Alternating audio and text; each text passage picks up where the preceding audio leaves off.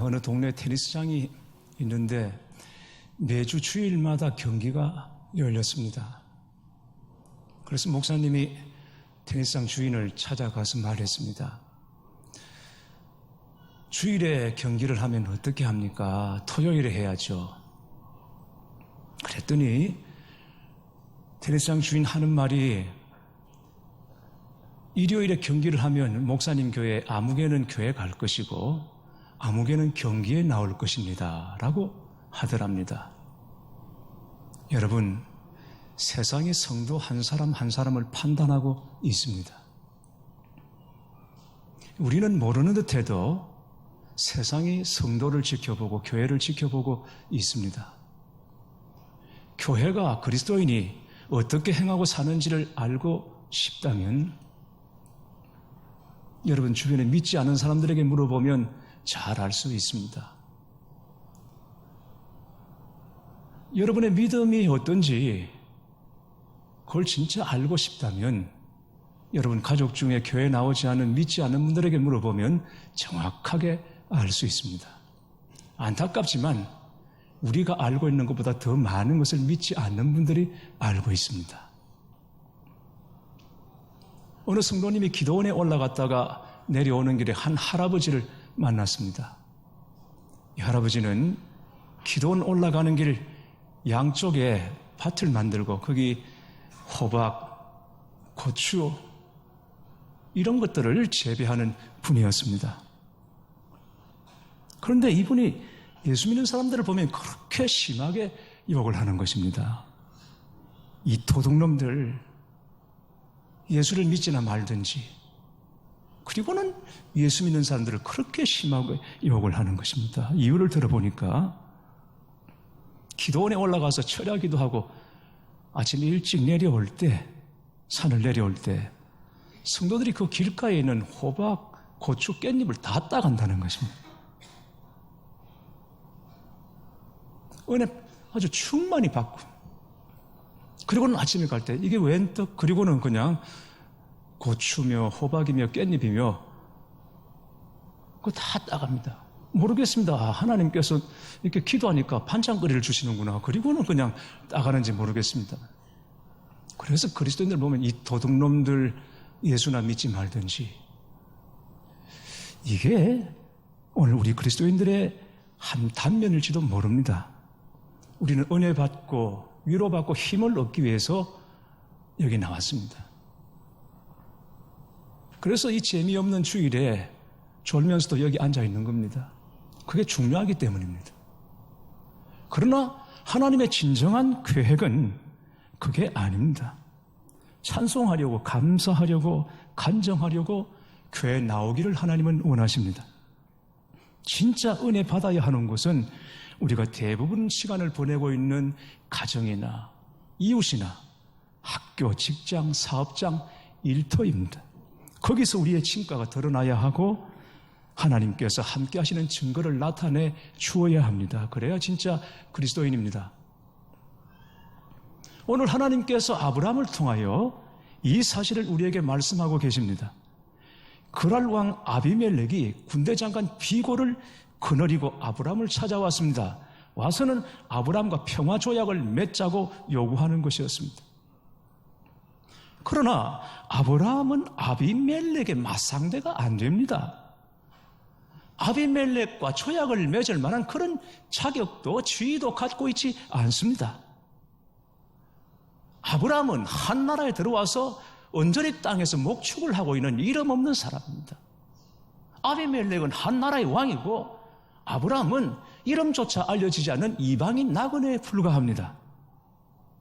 그런 사람에게 아비멜렉이 찾아와서 군대 장관까지 대동하고 와서는 조약을 맺자, 평화 조약을 체결하자 이렇게 요구하는 것입니다. 이유가 무엇이겠습니까? 아브라함이 강한 군대를 가지고 있기 때문에? 그렇지 않습니다. 아브라함 재산이 많기 때문에, 물론 아브라함이 재산이 없지는 않지만 그렇다고 해도 어찌 한 나라의 왕과 비교하겠습니까? 그러면 아브라함이 훌륭한 인격과 성품을 가지고 있기 때문입니까? 그것도 아닙니다. 창세기 10장을 보면 아브라함과 아비멜렉이 처음 만나는 장면이 나옵니다. 아브라함이 남방으로 이동하다가 아비멜렉을 만났습니다. 아비멜렉이 사라를 보고 한눈에 반해버렸습니다. 사라는 여전히 나이가 들어도 아름다운 여인이었습니다. 우리 교회 여성도님, 집사님, 군사님 그렇게 되시기를 바랍니다. 아비멜렉이 사라를 보고 마음에 들어하고 한눈에 반해버리자 아브라함이 위기를 느꼈고 두려움을 느꼈습니다. 그래서 아내를 누이라고, 여동생이라고 속였습니다. 여러분, 이게 처음 아닌 거 아시죠? 전에 애굽으로 내려갔다가 거기서 애굽 바로에게도 똑같이 속였습니다. 생명의 위협을 느끼고는 내 아내 아닙니다, 내 동생입니다, 그랬던 겁니다. 상습적인 것이죠. 그런데 또 그랬습니다. 여러분, 남자가 좀 그렇습니다. 한 선교사님이 중동에서 사역을 하는데 거기는 이스라엘 전통에 따라서 여성이 남성보다 앞서 걸을 수가 없습니다. 남자가 앞서면 여자가 뒤에 따라 걷습니다. 그런데 그 나라에 전쟁이 터져서 일시 철수를 했다가 다시 들어가 보았더니 전에 보지 못했던 일이 벌어지고 있었습니다. 뭐냐면 여자들이 남자 앞에서 당당하게 걸어가고 있더라는 것입니다. 선교사님은 마음이 너무 기뻤습니다. 너무 기쁜 나머지 지나가는 여성에게 물었습니다. 저 실례합니다. 어떤 연유로 여자가 당당하게 남자 앞에서 걸을 수 있게 되었습니까? 라고 묻자 남편 앞에서 걸어가던 이 여자가 퉁하게 말했습니다. 뭘 물어요? 지뢰 때문이지. 그렇게 얘기하더라는 것입니다. 남편들이 자기 살자고 지뢰밭에 여자들을 먼저 내보내요. 여러분, 우리가 아브라함 믿음의 조상 하면서 이렇게 띄우는데 사실은 아브라함 비겁하고 나쁜 남자의 한 일면을 가지고 있습니다. 그런 사람에게 인격 성품 운운하기는 사실은 맞지 않는 것입니다. 그런데 내 아내 아닙니다, 여동생입니다. 그랬더니 아무것도 모르는 아비멜렉이 사라를 아내로 맞았습니다. 근데 그날 저녁 하나님께서 아비멜렉의 꿈에 나타나셔서 말씀하셨기 때문에 아비멜렉이 손을 대지 못했습니다. 그랬던 거죠. 그런 사람에게 이 아비멜렉이 찾아와서 우리 잘 지내자, 화친 조약을 맺자, 그것도 군대 장관까지 대동해 와서 그렇게 말하는 이유가 무엇이겠습니까? 22절 말씀을 보겠습니다. 22절 말씀. 그때의 아비멜렉과 그 군대 장관 비골이 아브람에게 말하여 이르되 내가 무슨 일을 하든지 하나님이 너와 함께 계시도다. 이유가 뭐라고요? 하나님께서 아브라함과 함께 계신다는 것을 이 아비멜렉이 잘 알고 있었다는 것입니다. 이 아비멜렉이 볼 때 아브라함 별거 아닌 사람 같은데, 보잘것없는 사람 같은데, 그런데 그가 하는 일마다 하나님께서 개입하시고 그와 함께하고 계시다는 것입니다. 이 사람 잘못 건드렸다가는 큰일 나겠구나, 이런 생각을 아비멜렉이 한 것입니다. 그런데 이 아비멜렉은 그런 아브라함에게 자기 종들이 우물을 빼앗았다는 것을 알게 됐습니다.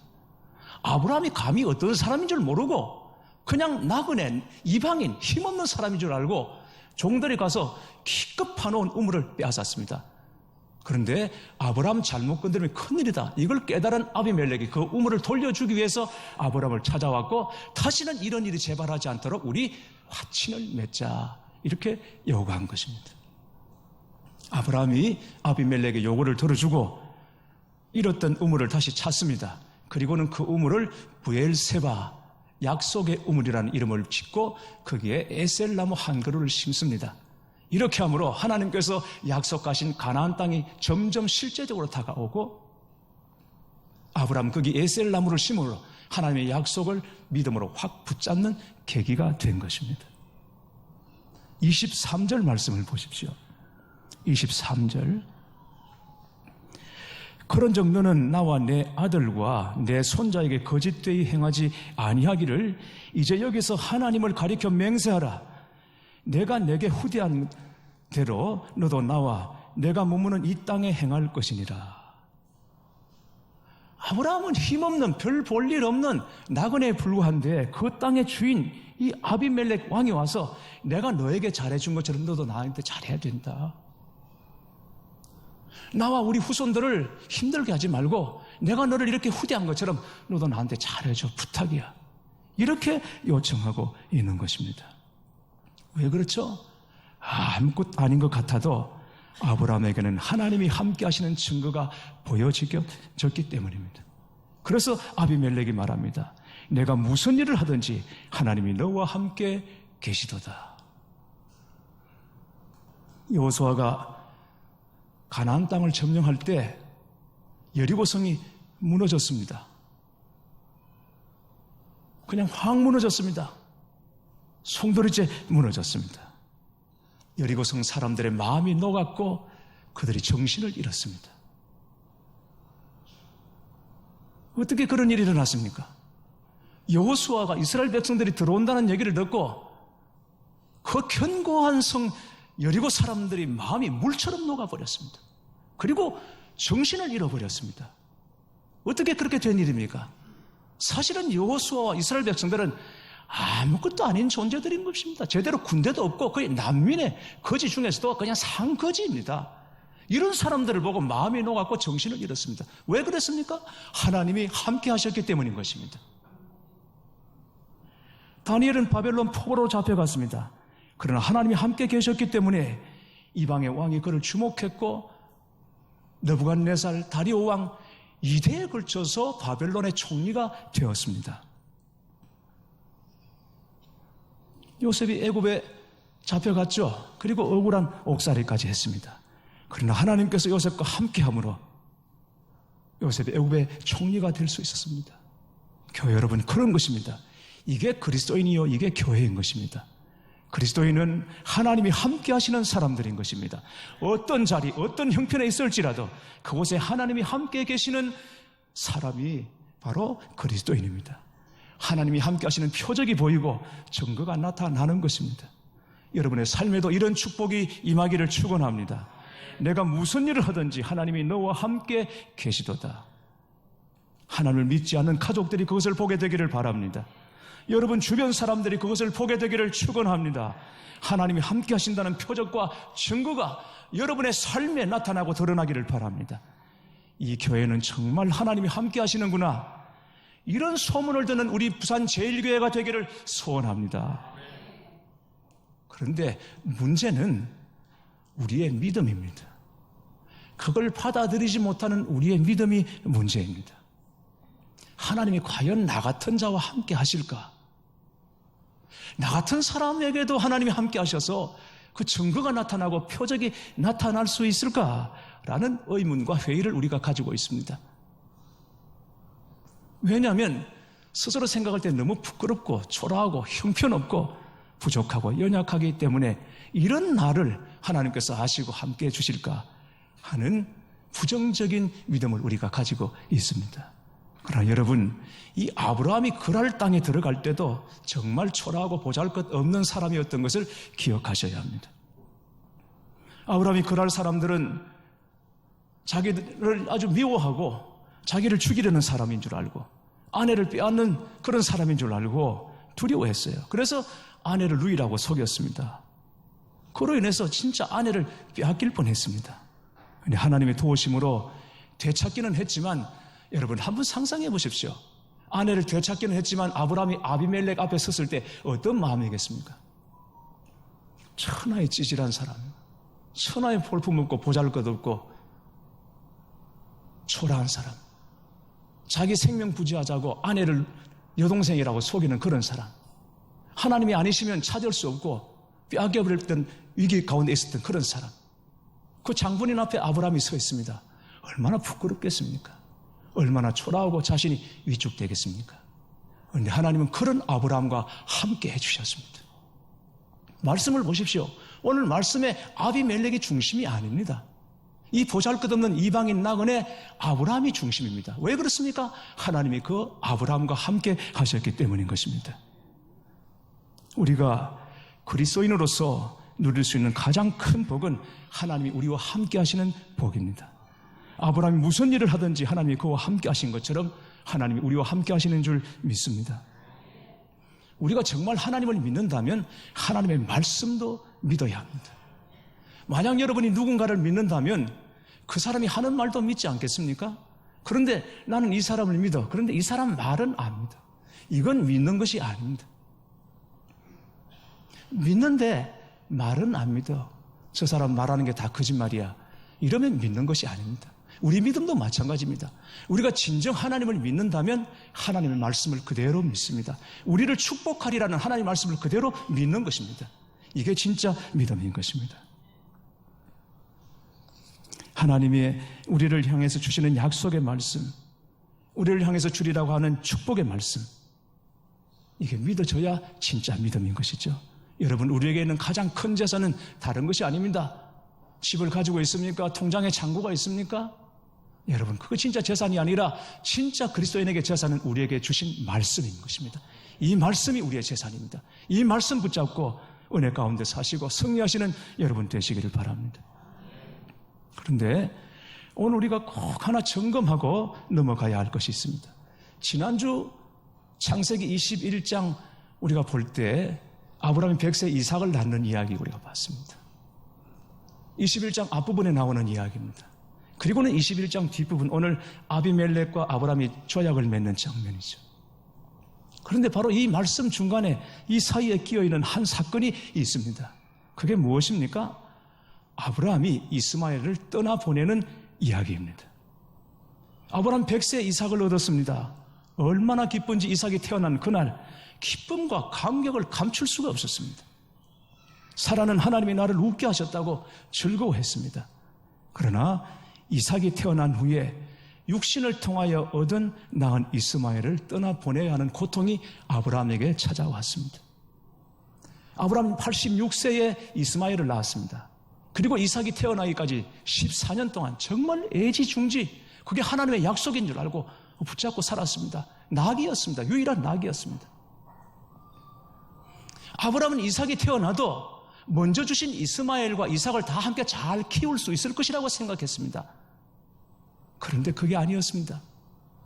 이삭이 태어나서 자라면서 14살 많은 이 이스마엘이 이삭을 희롱하고 괴롭히기 시작하는 겁니다. 그 모습을 보고 사라가 견딜 수 없어서 남편 아브라함에게 소리칩니다. 창세기 21장 10절 말씀 보면 그가 아브라함에게 이르되 이 여종과 그 아들을 쫓아내라, 내쫓으라. 이 여종의 아들은 내 아들 이삭과 함께 기업을 얻지 못하리라. 내쫓으라는 것입니다. 아브라함에게 당신이 하라. 하간과 이스마엘을 내쫓으라. 당신이 내쫓으라. 내 아들 이스마엘과 이삭과 같이 기업을 얻지 못할 것이다. 아브라함의 마음이 얼마나 괴롭겠습니까? 이삭도 아들인데, 그런데 사라가 내쫓으라고 하니까. 그래서 이 사라의 마음을 붙잡아 주시도록, 사라에게 부드러운 마음, 열린 마음을 주시도록, 너그러운 마음을 주시도록 기도했을지 모릅니다. 그러나 하나님의 응답은 뜻밖이었습니다. 사라의 요구대로 하라는 것입니다. 21장 12절 말씀 보면 하나님이 아브라함에게 이르시되 내 아이나 내 여종으로 말미암아 근심하지 말고 사라가 내게 이런 말을 다 들으라. 이삭에게서 나는 자라야 내 씨라 부를 것임이니라. 그렇습니다. 사라가 요구하는 대로 이삭을 내보내라는 것이죠. 결국 아브라함은 이스마엘을 떠나보내게 됩니다. 교회 여러분, 여러분에게 이런 고통이 있습니까? 이스마엘을 떠나보내야 하는 아브라함의 고통이 여러분에게 있습니까? 이스마엘은 육신으로 얻은 아들입니다. 우리 안에도 여전히 이 육신의 욕구가 있습니다. 안목의 정욕, 이생의 자랑, 그리고 육신의 정욕이 있습니다.